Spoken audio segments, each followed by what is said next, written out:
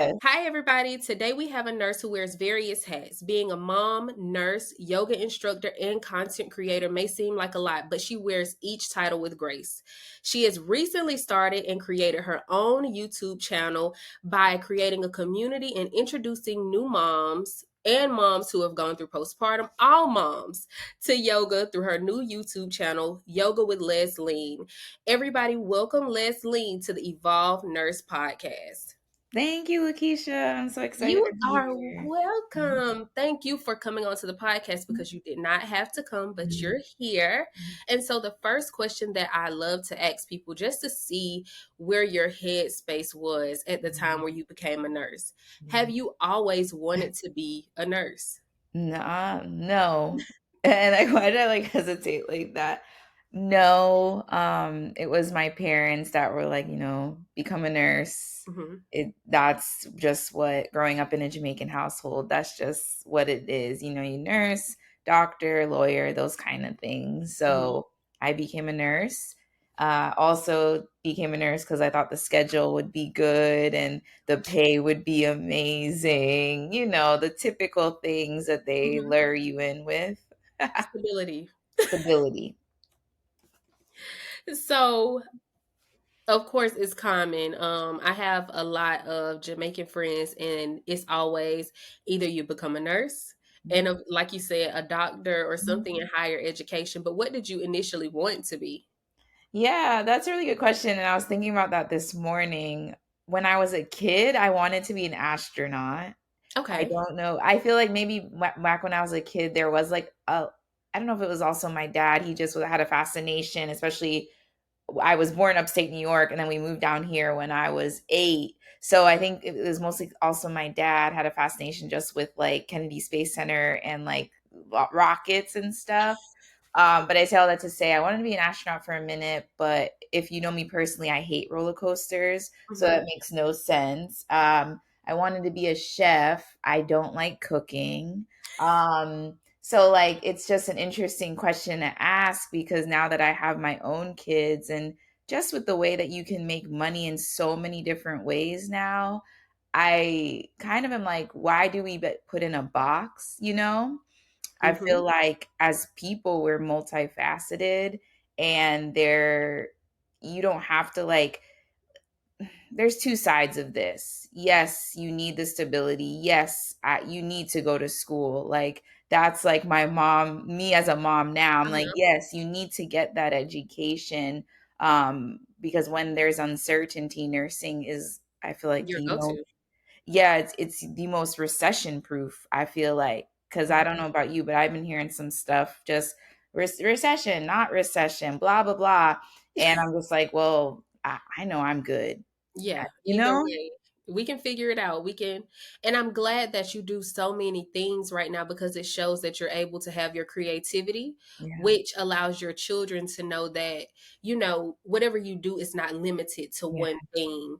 And mhm. I think that's so beautiful because oftentimes we're pushed into, nothing is wrong with trade school, nothing is wrong with Right. these things, but because we're forced into higher education Mhm. and then being a semi-smart person, they're like, you should go to school for this, or you Yeah. should.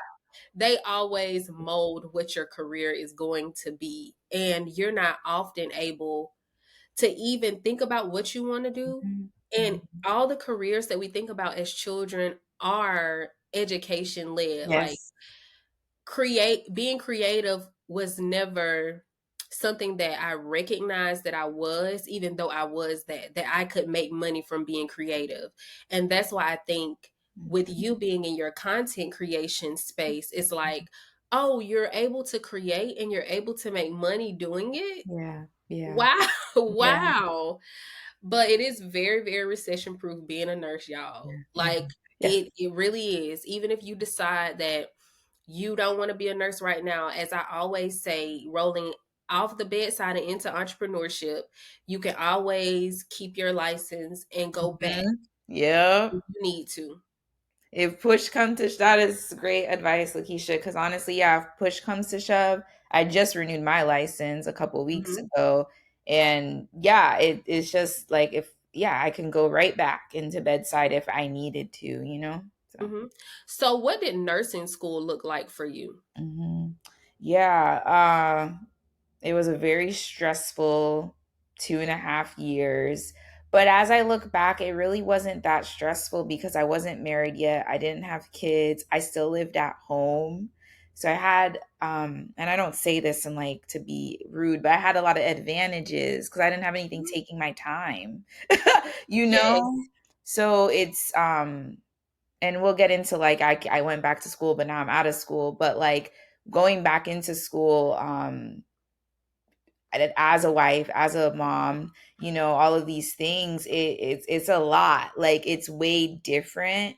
And yeah, so when I first became was in nursing school to get my associates, I had nothing but time. I studied every single day. Every single day I studied. So, yeah, nursing school just it was nothing but time for me studying every day. Like when I say I studied every day, that was what I did because I'm somebody I get overwhelmed easily, which is Mhm. ironic because you're like, well, you're a yoga teacher, which that's why I do yoga. Yeah. Calm you down, It okay? calms you I down. found it in nursing school. Yeah, like in nursing school, I was going to yoga. Like I was doing these things to help me. Like it's actually, I haven't really said that this part out loud of my story, but I was doing exercise and thing of forms of self care because even though I had nothing but time, it was still very stressful. Like I remember one time in particular, towards the end of nursing school, we had to do like the dosages, The calculations. the calculations. I think you had a basic calculator. I forget. Yes, you do get a basic calculator. Just a Yeah. basic one. Just okay. Just a And basic I failed. Me and a friend at the time, we both failed the first time. And I remember me and my friend like crying. Like you would have thought, like, you know how it goes with one. these Life tests. ends. Oh my gosh. I remember, I don't know if I ever failed a dosage Oh, calculation oh, so test, you smart. but no, no, no, no, no. But the anxiety that I had around going and Mhm. taking the test could easily make you make a mistake. Yeah. And I'm always the last person to leave the classroom. So Yeah. that gives you anxiety too, because you're Girl, like, I'm dumb. that part is so stressful. I forgot about that part. Yeah, because it's like once you're done, exit so you don't cheat, Yes. whatever.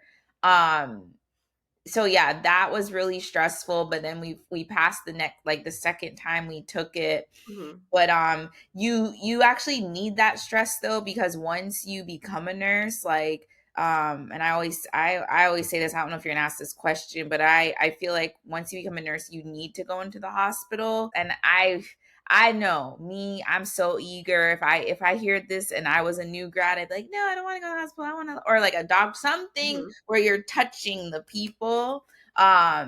Because I'm saying all that to say is you need the like that stress from failing the dosage exam, the stress of taking the NCLEX. You need to know how to manage that stress Girl. because once you work in the field, there's stress left and right. And you know what? This is the first time that I ever considered that. I was just like, it's trauma. It's trauma. It I was is. like, all of these traumatic experiences that we're going through. But if No, uh, we're being honest, that's how I managed during COVID. I would have never been able to be able to like fare well during yeah, COVID had I not had had those traumatic experiences. yeah, And I think that's very important to say because, of course, we're going through these things in the moment. So we know what it feels like during the moment to be scared, afraid to mhm, take your test. That, mhm, if I fail this one test, yeah, I'm out of the program. yep, yep, Like those are things that are always going on in your head, especially if you're a high anxious type of person. yeah, Like you always have those very yeah, chill people in nursing yeah, school who pass all their tests yep, and go party with their friends, and yeah, you're at home reading mhm, your books and trying to mhm, figure this out, like ingesting all the fluff because you don't know what you need to know for the test. yep. So I never thought of it that way. But you said that you went and got your associate's degree. So now you said you just went back to school. So what did Mhm. that look like for you, being a mom, being a wife, being all those things? Because when you said that life was so much easier when you were not a mom, not a wife, Yeah. it was very easy then. When I wasn't a mom, I was able to do all the things that I needed to do, give all my time and dedicate my time to studying. But now that I'm a mom and I'm in school right now, Mhm. it is a bit much. So Yeah, I do think back to the time where, oh, this was so much easier back then. it So was. what does it look like for you now in school? Yeah. So I did school for almost 2 years. It was like a year and a half I did of school. And I was going to school to become a psychiatric nurse practitioner, Hmm. because I thought that that was the way that I could like continue to serve my community of new moms, like in a more just in a more impactful way, Hmm. I guess. So I did all of the like didactic work, but it was the clinicals that really got me, um in the sense of like having to find the preceptor and all of that on top of working my full-time job as a nurse. I work remotely as a nurse Monday to Friday, so it was really hard to like I'd have to take days off and like get childcare and like it's a lot of coordination. I joke with my husband and say I'm the project manager of the home Hmm. because it's a lot of there's a lot of moving parts. So anyways, I decided to withdraw from school because it was just becoming too much, and too much means that the hours that I thought I was going to get for this semester, that the preceptor said no. Like I say I did 20 hours, she said only 5 counted. So there was miscommunication with that. They put me somewhere else and there was still miscommunication. So my yoga self was just like, there's a lot of resistance. And yeah, you can say woosah, right? But also with like being a yoga teacher, I also am like, once I feel like I don't want to say that it's too hard, Hmm. because I do put in work. I put in effort. Like if you follow me, I put in the work. So I'm not somebody that is like, "Oh, this is too much work." No, it was just too many different things where it was also like now, I'm not spending as much time with my family, and my kids are very young, and like you don't get these moments back, even though I hate saying that, but it's just like it's those type of things where I'm like, school will always be there, Hmm. but the time I have with my family and things like that, I can't get it back. And that's also the reason I went remote as a nurse, because I just wanted more of that work life balance, as people are used to hearing that phrase. So I just wanted to be able to still be a nurse in practice, but be able to, if my kid is sick, pick my kid up and it not be a whole thing, right? So I withdrew from school, not doing that at this time. Like I said on my social media as well as my email list, I'll never say I'm never going to go back. But for now, in this season of life, I really just want to hone in on my yoga, like why I started showing up online, why I started my wellness business was for Black new moms, because I was a Black new mom and I Hmm. felt very, very lost. I felt very disconnected to my body. I felt so weak physically. And so, yeah, I'll stop there because there might be other questions. No, you're fine. I think that it's very important that we touch on how to find a preceptor. Yes. Yeah. What does that look like? Yeah. Because, Yeah. right, I'm in a DNP leadership Oh, program, organizational leadership, okay. and the way that our program is set up is like, oh, now you have to find your preceptors on your own. And that's not very easy because you come from a world where your preceptors are found for you. You don't have to communicate with these people. You just go in, don't even clock in, have your ID on, dress out for for the calls and go to do free labor, Yeah. right? Yep. Mhm. But what did it look like for you to find a preceptor? Yeah. Uh it's hard to say that. Um, but if you're somebody, if you already went through regular nursing school, like to get your associates, I guess now it's just bachelor's. I don't do they. Anyways, if Hmm. you already became a registered nurse, you can do it. Like I want to put that out there. This is just my experience. You know what I'm saying? So please, I keep saying this time and time again, but do not be like, well, if she can't do it, I sure as heck can't because I'm Right. this or I'm that. Like, don't count yourself out. Um, I will say you have to network. Like you have to Hmm. put yourself out there. And I kind of get it's frustrating because you're like, I've done so much work already. The least the school can do, but you know, it is what it is and how the schools work. And it does make sense that they can't really help because anyways, I don't want to get into all that. I'm But paying all this money. Y'all do the work. right. Y'all Yeah, find like exactly. somebody. It's true. We do pay them all this. Yeah. And so when I knew I had to find a preceptor, I also say this, you have like before you before you start school, you should already kind of have them lined up Hmm. because when you start the program, typically, please do not take my word for gospel or permanent marker. Um, typically you start school a year later, you do your clinicals, right? Hmm. It's like about a year out. So my suggestion is like once you make that decision, like in your head, like, oh, I'm gonna start school, you need to already be networking with people. If you work in the hospital, stay in the hospital would be my suggestion because I feel like it's easier to like find people that you could connect with that not necessarily on your floor and stuff, And but they like have stable schedules as well. yeah. Hmm. There are now, which is it's this is also a controversial thing, but a lot of the preceptors you have to pay. So I had to Hmm. pay my first one. I didn't have to pay the second one because it was like within a facility. So like this anyways, I didn't have to pay that one, but I did have to pay the first one and that was a little bit of awkward conversation because at first oh, I thought that was me. That was me. At first, you know, when I approached them, they're like, "Yes." And so, anyways, long story short, there are other things out there, other companies now that Hmm. have made I've seen that. businesses out of this where you can find a preceptor. I have not used them. Use your discretion with that, is what I will say. Hmm. But that's why it's so important that you network.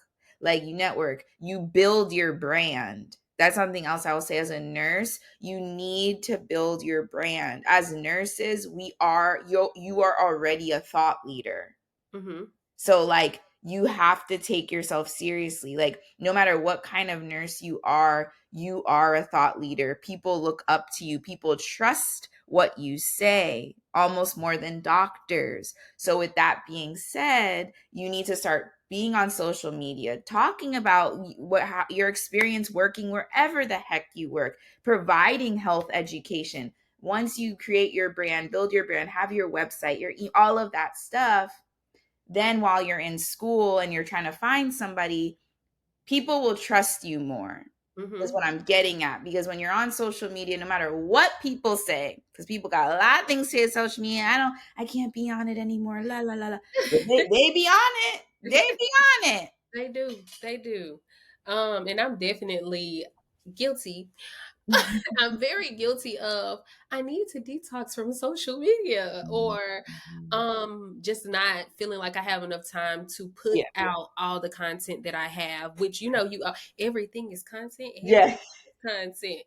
And it's like, okay, Keisha, like I've shown up in this space time and time again. I Mhm. have people who like they respect me, they care about my Yeah. opinion, and it's very important for us to come into this space and be a soft place for them to land sometimes. Because some of Mm. the things that they go through, they think that they are in it alone. Like they nobody else has dealt with this before.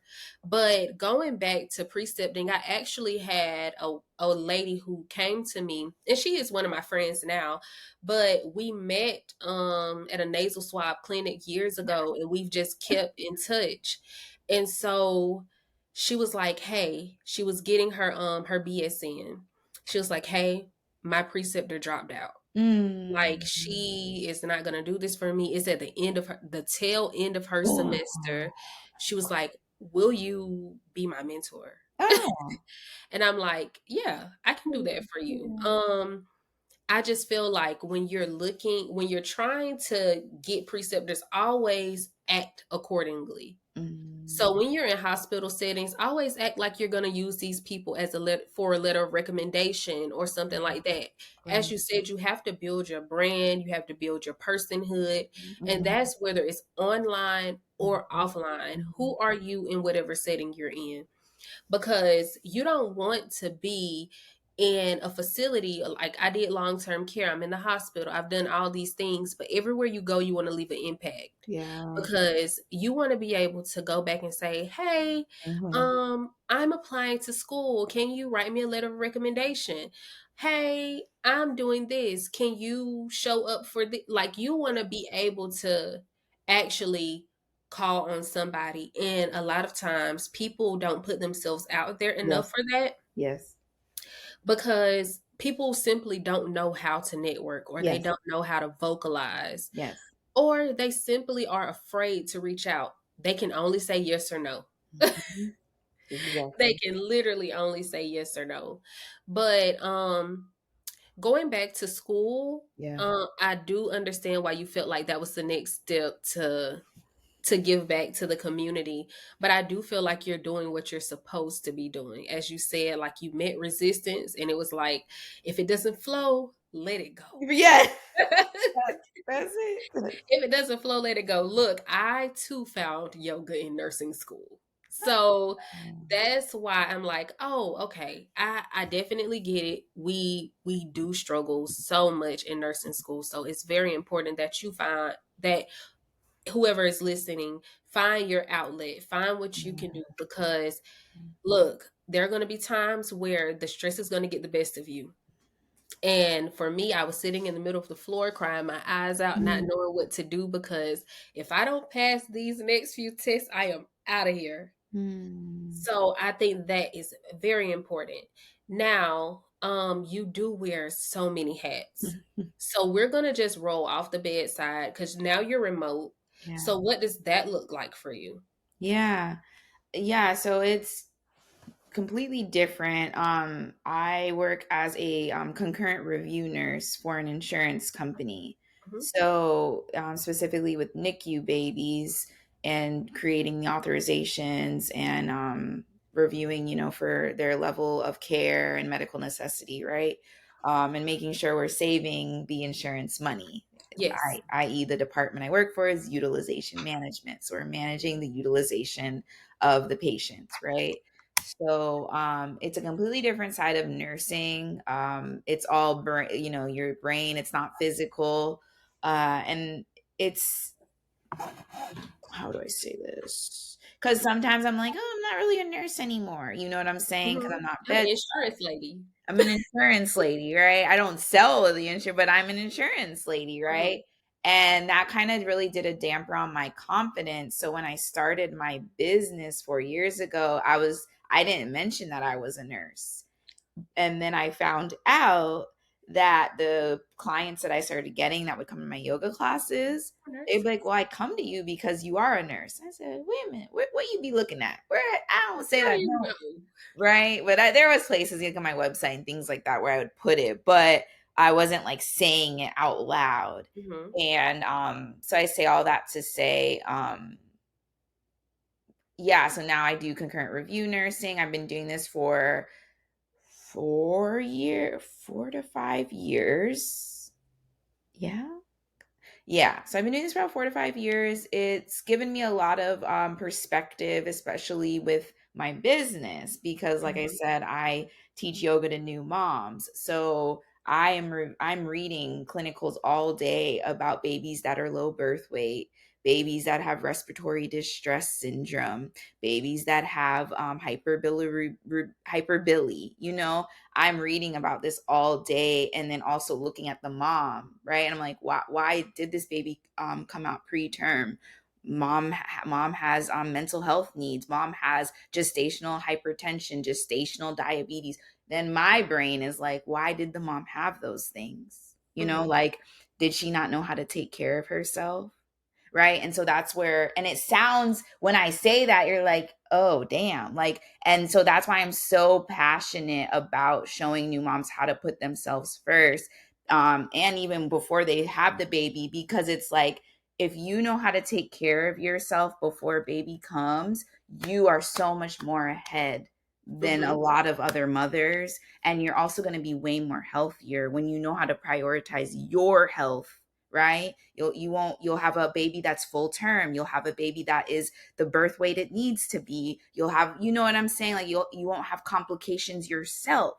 So many women are like, oh yeah, like I had this and this happen to me. And then, you kind of like misery loves company. Oh yeah, that happened to me too. But that's not normal. That's not normal. Yes, and it has become normal. It's become very normal to go through pregnancy and it be a horrible experience Yeah. because so many people have those experiences where, like you said, you don't know how to take care of yourself because before baby, you weren't taking care of yourself anyway. Like you were already struggling Yep. mentally and didn't know how to even say it out loud. And everything is exacerbated when you are Oh, yes. pregnant. Like everything. Everything.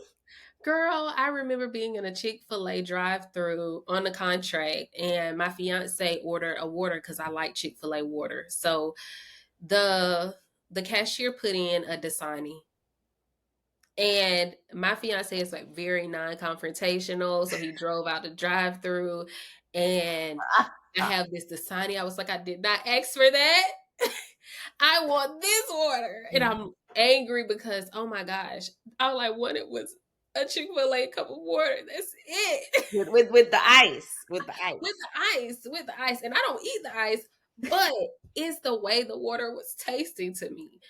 And I was so hurt. I was distraught. And Mhm. I'm like, how dare he put that in?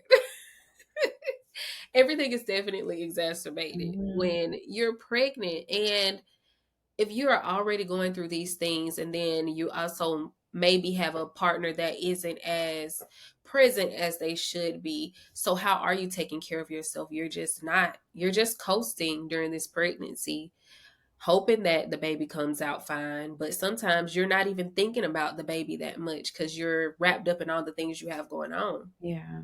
Yeah. That's true. That's true. This episode of the Evolved Nurse podcast is brought to you by Yoni Potion, the natural wellness beverage crafted for women by women. Ladies, let's be real. When it comes to health, we often put everyone else first. But here's the thing, your body deserves care too, especially when it comes to something as important as your vaginal health. That's where Yoni Potion comes in. It isn't just any health drink. It's a natural game changer, made with natural ingredients like pineapples, ginger, apple cider vinegar, and more. It creates a natural probiotic for a healthy microbiome. Yoni Potion helps you maintain balance from the inside out. It's all about keeping your pH levels in check, supporting hormone health, and helping you feel comfortable and confident in your own skin. Oh, did I mention it was delicious? Whether you're hitting the gym, powering through a busy workday, or just need to pick me up, Yoni Potion is there to keep you feeling your best because when your body feels good, you feel unstoppable. So if you're ready to embrace your health and take charge of your wellness journey, head over to yonipotion.com and check out Yoni Potion. That's YONIPHOTION.com. Listeners can get 10% off using code POTION, P capital HOTION 10 on your first order. It's time to treat your body with the care it deserves. Yoni Potion, because wellness starts from within. Now back to the show. So we went from you being a remote nurse to you being in yoga. We talked about um why you went into yoga. But what does your day look like now that you have your own business? Because you're off the bedside into entrepreneurship and you're doing so many things in your area. So what does it look like for you to do what you love doing? Yeah, so I do it on the weekends. I always like Mhm. to make that clear because I still work my full-time job. Uh-huh. So I do my yoga classes on the weekends, and they're actually wrapping up a Mommy to Be Yoga series that I'm doing in collaboration with Strong Beautiful Future, which Mhm. is an organization that empowers Black women specifically to have healthy pregnancies here in West Orange County, Florida. So we're wrapping up that Mommy to Be yoga series. This was is the final week. Of the class. So we're doing 4 classes. So this is going to be the 4th class this weekend. So yeah, that's I've been doing with like my yoga business. I also have my self-care card deck for new moms Mhm. called You Just Had a Baby, which has been featured on the Tabitha Brown show, Very Good Mondays. And actually today is a year ago. Like I need to do that. I might do that tomorrow, but today, this time last year was when it was You featured. launched? Oh, It was, goodness. but I launched like a month prior. Like that month that I launched was like everything was happening at once. Like Mhm. I've done a lot of things being a one woman show with the card With the deck. one It's card. gone into hundreds of women's hands, specifically pregnant women's hands. Yeah, so like I it yeah, it's been incredible. Just now looking how to scale it, and cuz product is a whole nother beast. Yes. So yeah. Yes. I'm thinking about releasing products, and every time I start, I'm like, hold on. So how do I get from this point to manufacturing and making sure that it looks the way that I want it Yeah. to look and all of these things? So being a one band show is like Mhm. everybody needs a team, but it's also like, yes, we all need a team, but are they going to do it like we do it? Yeah. We have to be able to release that responsibility. And it's so hard. So hard. It's so hard. I think I was talking to somebody recently about taking my distribution out of my hands. Hmm. So like them editing and them doing the things, and it's, Yeah. Yeah. do I really want to? Like, do I have the fear around getting there? I think it's a lot of things that happen when you're a black woman in the Yep. entrepreneur space and in wellness, where you want to be able to control the narrative, so you don't want to Mhm. outsource it to somebody who may not really understand where you're coming from, and now they're editing and they Yeah. may edit out some very important details that you need. So those are all the things that come into your mind when you're like, should I release this to somebody else? Take it off of my plate so I can live a better life, Yeah. Yeah. an unstressful life. Well, everything is going to come with its Mhm. stress, but being able to actually say, I'm washing my hands with this Right. and I'm going to let somebody else do it so that I can maximize my time in other places. Right. Right. So, how did growth feel for you? Like, you went from doing yoga, Mhm. being a yoga instructor, now you're collaborating with other brands, Yeah. and you also have your own card deck. Yeah. That's very, very, that's a very significant thing to do. It was featured on Tabitha Brown, Yeah. and it has touched so many people's hands. How did that growth feel for you? And were you able to just like accept it and congratulate yourself for I accepted it. I was it? like, we got to get this done, you know? Because at that same time, was it last year? Or was it the year before? Yeah, because I want to say that same time. No, it was last year. Last year, a lot of different.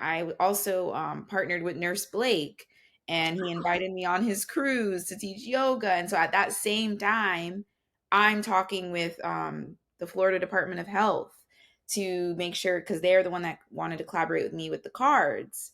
So I'm like writing emails as we're going down to Miami to get on the boat, like, and it's like all of it is me and my, so it was growth is it I don't want to say it hurts, but it's like also like when you have the purpose and the why. I really want to say the purpose. When you really have your purpose, you don't I even realize that you're growing, because you're just like, I have to get this done. Like, you know what I'm saying? Mhm. Like I have to get this done. Like there are people that need what I'm doing. Like I have to get this done. Like that's the only way. Like I didn't know it was growth. I didn't know. I'm Yeah, just until you turned around and one day it's like, hold on, what am I doing here? yeah. And Yeah. sometimes you don't even recognize it. But as I asked, have you congratulated yourself? No, and it's not until like talking with you where I'm like, oh my God, hundreds of people have bought my card. Mm-hmm. Like that's it's not wild though. Like this is what I wanted. You know what I'm saying? And so yeah, I need to congratulate myself because I did a lot last year. I did a lot. Yes. It was Look, I asked you that because I'm definitely the person who just goes, goes, goes, and forgets to even say, "Hey, you did so much this week. yeah. Like you did so many things." In February, we did a wellness tea party for healthcare professionals, specifically Black women, Oh. and I I don't think I had ever looked back over We're in Jacksonville? mhm, Oh everything man. that I had done and everything I was doing. And so I never congratulated myself. I just moved Mm. on to the next thing. Invite me if you do it again. Sorry. I'm like, that's I sure exciting. will. I sure will. I also have my Evolve community here, which is comprised of healthcare professionals, Okay. specifically Black women, as I Yeah. stated before, Yeah. and because we need a landing place. Yeah. So the Evolve Nurse actually started for nurses, but I started a Bridging the Gap series that included everyone else because we all collaborate to Mm. make care better for our patients. Yeah. Yes. So I 100%. will definitely keep you in the loop Yeah. on that. But let's get into where you want life to be. Like, what does your ideal self look like? Mm. Speaking on stages, Hmm. um, writing my book, just living a life of ease, living in my purpose, making sure I'm aligned with what God's desires are, and that they match like His desires match what like they match up with my heart. Hmm. Continuing to work in my heart, working from my heart. Um, Traveling the world with my family. Like I really want to be able to be like, all right, guys, like with all of my family, like, okay, guys, we're going to this place and I'm paying like I'm covering the whole thing. I Like got that's it. something that Put I'm it on the business card. yeah. I love that for you. And I think that it's so beautiful to see when businesses form like this, like they start just as a thought and Yeah. then they end up being everything that we wanted and more. And we honestly don't see it coming. Yeah. Like we don't know until we know. And Yeah. I think it's very beautiful for you to be doing all the things that you're doing in the mommy community. Yeah. Still very much a nurse. So Yeah. definitely do Yeah. not forget that part Thank because it is very easy to be like, you know, I'm not mentioning that because I'm not a nurse anymore, but you're you. definitely a nurse and it's well needed. Like on my end, because I am in the OR and I deal with charges. Mm. So it's important for us to know like how we're charging. Are they gonna pay for this? What are the parents gonna be charged with? It's all of these Oh. things are very, very important and so we need people who understand clinical, who understand what the clinical aspect looks like Mhm. to look at these I guess insurance what is the word? Games, but no, it's not a game. The games, the insurance games. Yes. It's very important that we know because there are so many different things happening in insurance. And if we have somebody who doesn't understand nursing, who doesn't understand the Right. language, the jargon that we use, the documentation that we Right. have, if we don't have those people in place, then a lot of things fall through the cracks. And that's what we see normally, even with like court cases that have no nurses on the jury Um, or you know things that upper management who has no like they have no experience in nursing but they're running the hospitals so they lack the compassion and empathy for patients. You see this every day. So your role is very, very important Mm. because that's one of the things that ended up happening. Like it was a huge conversation at my hospital when they were going to take away the payment for anesthesia during surgeries. Oh my God. Yes. Oh. And it made it made me think back to, because I've worked adults. So I've been in the OR for about 4 or 5 years now. And so I've seen the different variations of surgery. So I know how long it takes. Yeah. And so I see surgeons who do like a lap appy robotically. And I'm Mm-hmm. like, they are slow at doing them generally. Like they're slow at opening up. So to do them robotically, they're even slower. Right. So now how much are you charging these parents, this insurance company, for this anesthesia? Mm-hmm. And my initial thought was, how dare they? How dare they not pay for anesthesia? But on the back end, there are some physicians who will abuse the system Yeah. because And a lot of the surgeries don't require you to use these things. And of course, when you're in a teaching hospital, there are different levels. And I'm wondering, in the insurance world, are they going to consider there are people learning here, so it may take a little bit longer because they're learning?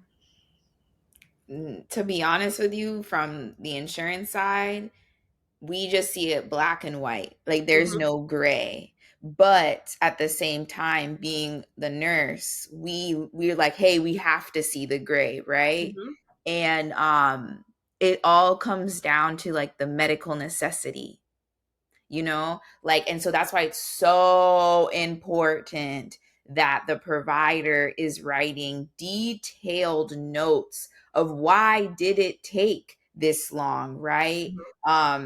If there is a student or whatnot, whatever it is, like writing that in the clinical documentation, because a lot of the frustration being on this side now is it's not clear.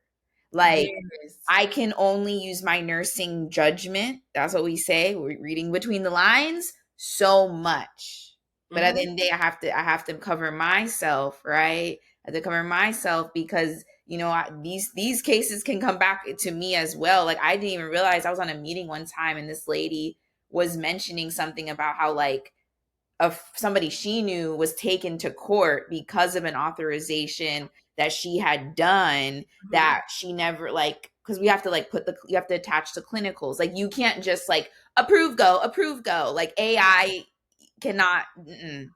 They're not taking your jobs. They're not, because like they can help attach clinical, but even that there can be you still, as the nurse, I have to make sure patient identifiers, all of that, right? And then as you're looking through the clinicals, you're like making sure, okay, does this match the interqual? Mhm. That's the system we use. Does this match the interqual system, right? And then if it doesn't, you got to either send to the doctor, blah blah blah. But that's why it's just so important that as providers, like, write detailed notes, write Yes. every single thing, like why did the lap take the appy take that long, like why did it take that long, right? Mhm. Like if you're just like it took this amount of minutes or whatever, but you're not explaining, you're not saying the medication, you're not telling like the patient's comorbidities, their health issue, you get what I'm saying? Mhm. Like you're just like, John Doe, this is how long it took, blah blah blah. So anyways, So and then yeah, that's where the fight comes, where then you mhm. guys hate talking to us because we're like Asking the nitpicking. questions.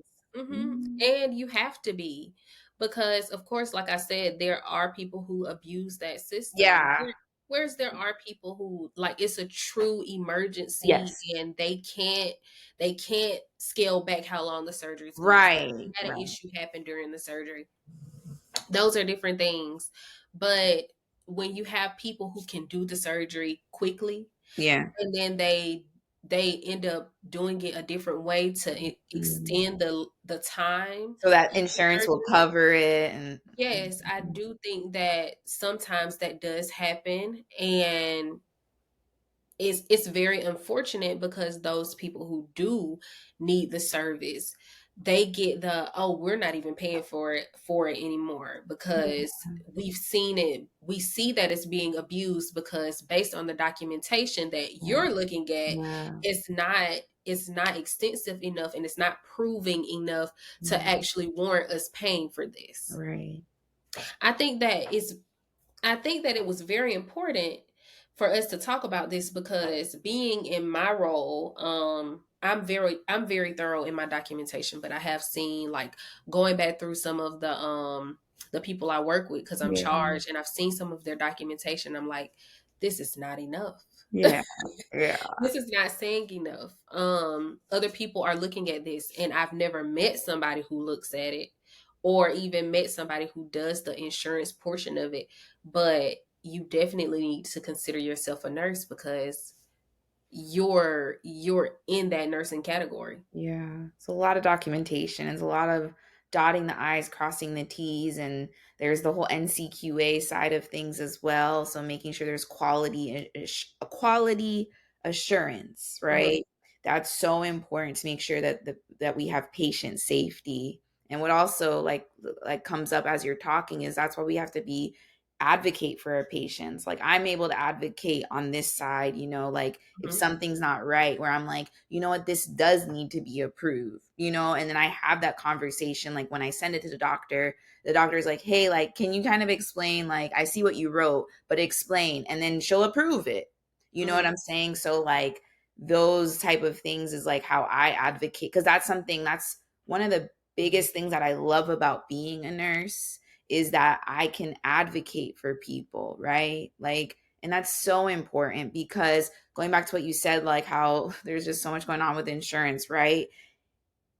And then people, they don't even want to bother, possibly calling your insurance because you can Yeah. do that. Call them, bother them. The squeaky wheel gets, what's that saying? Like, the more you bother The us, more like, they'll look. the Yeah. more they'll look, because things, like you said, fall between the cracks. They fall between the cracks, and you have to, you have to advocate for yourself as a patient, but Mhm. also as a nurse. Like you have to look out too for your family. I know you have some family, I know, but you have to advocate for your family because your family don't know all the ins and outs when it comes. This healthcare system is a game. It's a Yes. game where they The want to insurance spend the games. least.